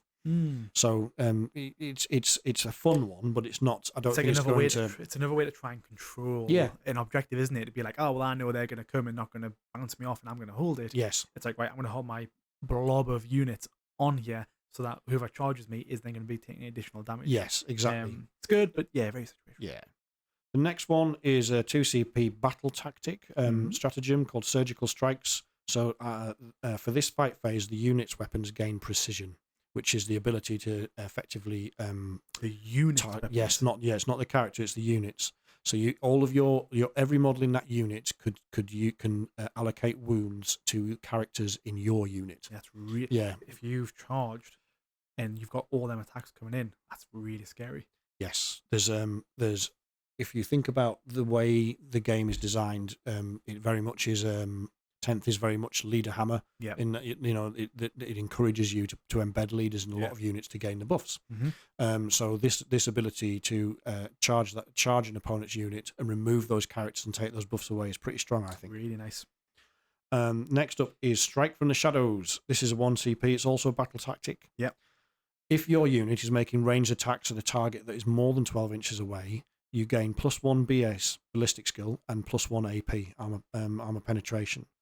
And if that enemy unit then takes casualties as a result of your shooting, it must take a battle shock test. Again, very good to see the battle shock test coming into play.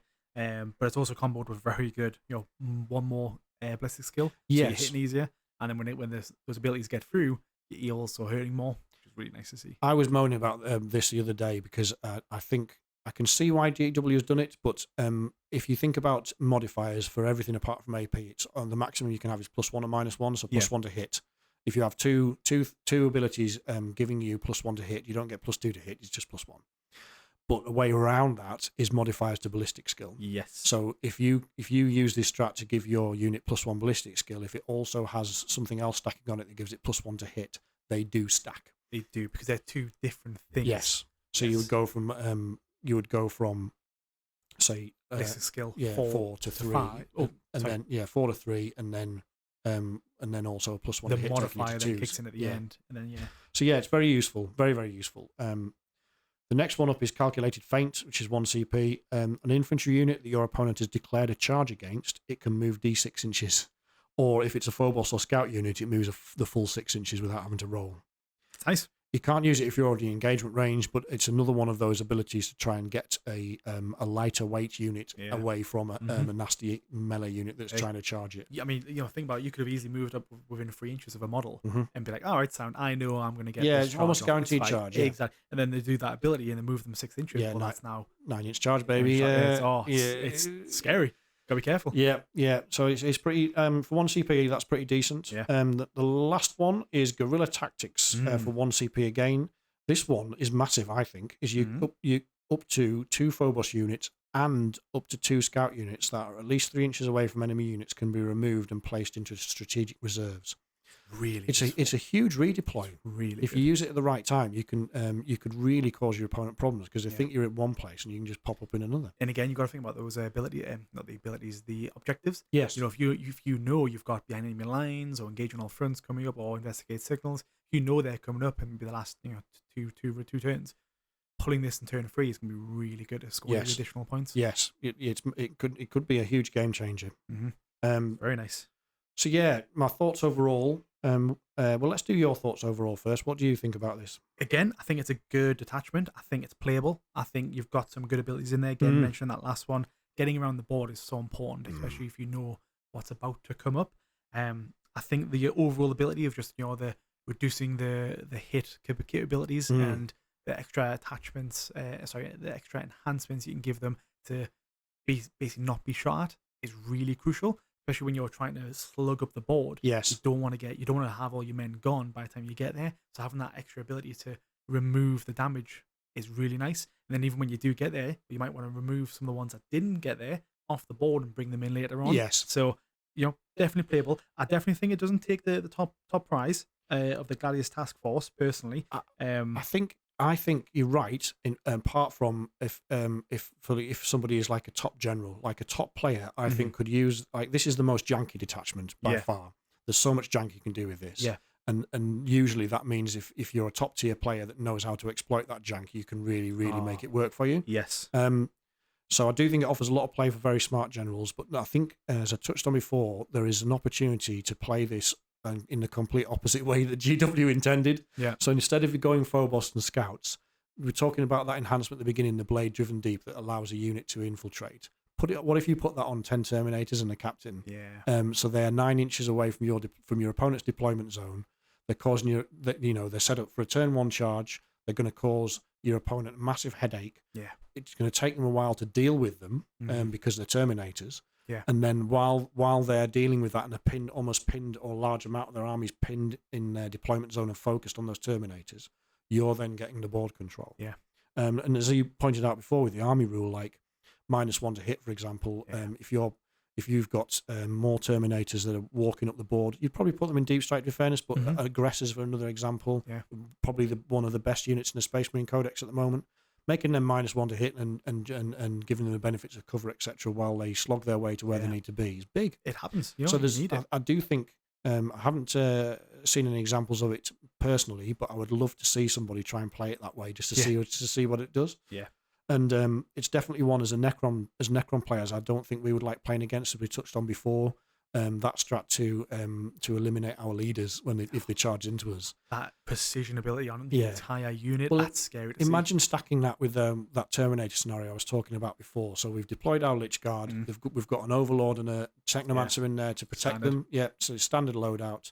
The opponent goes, I've got 10 Terminators and a Captain that are infiltrating. I'm going to charge you in turn 1, and I'm going to spend a CP and take your leaders out. That Lich Guard unit isn't worthless for the rest of the game, but it loses a lot of its resilience, doesn't it? It does. It could be, that could be quite a feels bad moment for a Necron player or somebody in a similar position where your unit is reliant on those leaders. Because if you, read that example, if they got rid of those 2 HQs, well, that Lich Guard squad is not as scary. It's not going to withstand half the firepower. The field of pains that come with it, they're gone. So, -1 to wound, gone. Yeah. Horrible to see. Yeah. So, not good. No, so very nice. But so there's that one. I think I think Gladius is still on top spot, and we've got one more to do, but that one is really interesting to me tactically. I'd love to play against that and find out what it does. Very nice.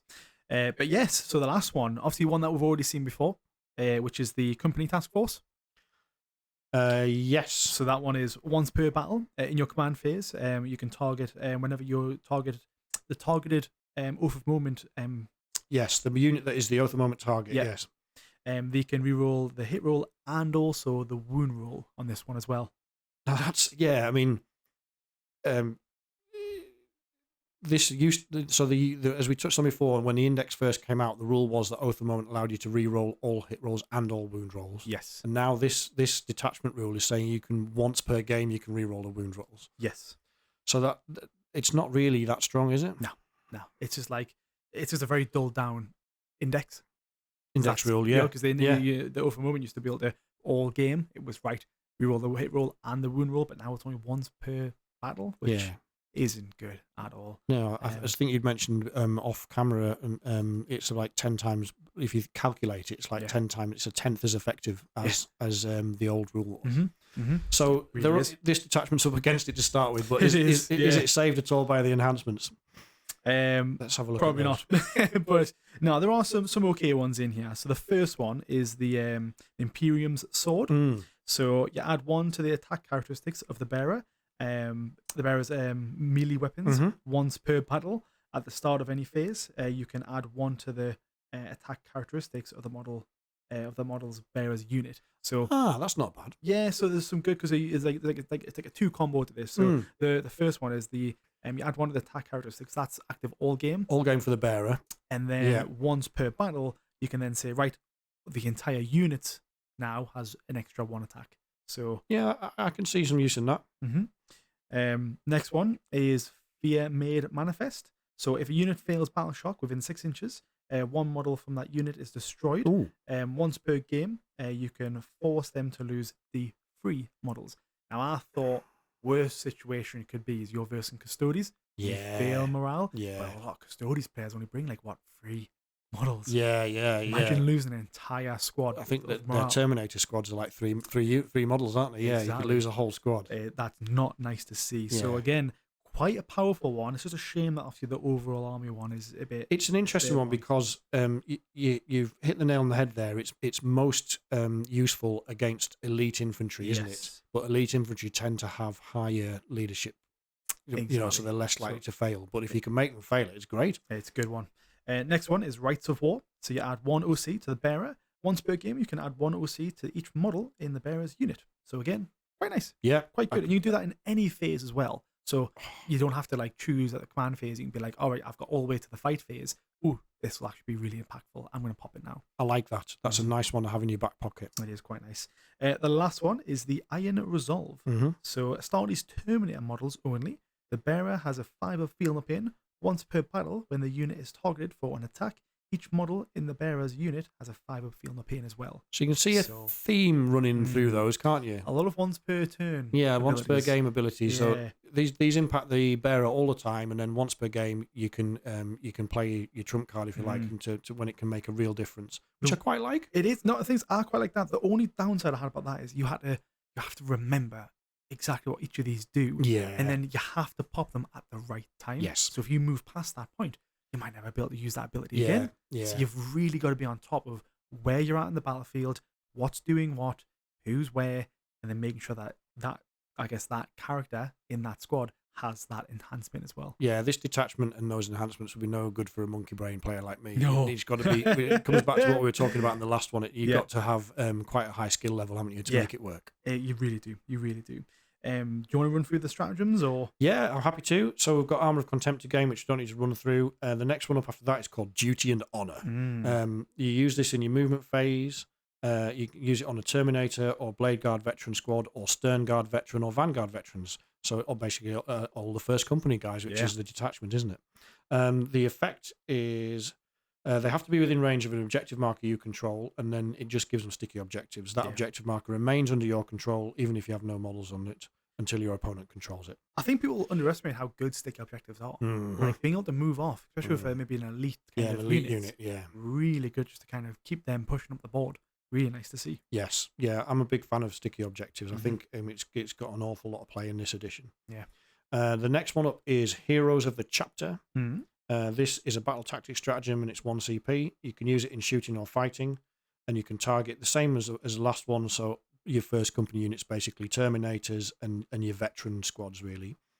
And until the end of the phase, each time a model in the unit makes an attack, you add 1 to the hit roll, and if the unit's below half strength, you add 1 to the wound roll as well. So again, quite nice, but like by that point when you're below half strength, it's like, do you want to use on less than half of the squad? Yes. Now, one of the benefits of 10th over 9th is 9th was you were able to stack a lot of these things into what was called alpha strikes. So you could, if you got the drop on your opponent, you could stack a couple of strats or enhancements together with perhaps a doctrine or something, and you could absolutely do some serious damage. Yeah. Some of that's been removed from 10th, but it still matters in 10th. Yeah. And strats like this one are just simply not as powerful as strats for some of those other detachments that can, because for that reason, you have to wait till you're half dead. How useful is it? Exactly. Are you really getting your money's worth? Yes. CP worth? Yeah. It's hard to judge. And I mean, because of the way CP is, like 1 CP is the floor. So there are strats for 1 CP, which like the equivalent cost of this one, which are just better in other detachments. Exactly. Next up is Orbital Teleportarium. Use this at the end of your opponent's fight phase. 1 Terminator unit. You can pick it up from the battlefield and place it into strategic reserves, and you can deep strike it in the next movement phase. Really nice. The only restriction is you can't use it on a unit that is in engagement range of an enemy unit.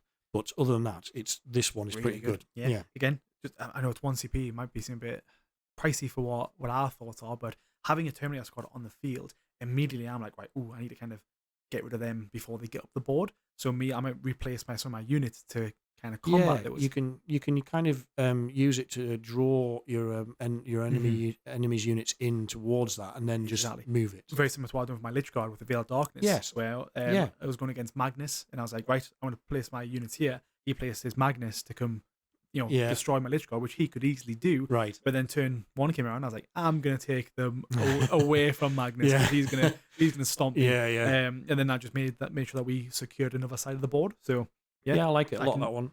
I can see the usefulness. Yes, it's fairly it's simple but effective, isn't it? Yeah.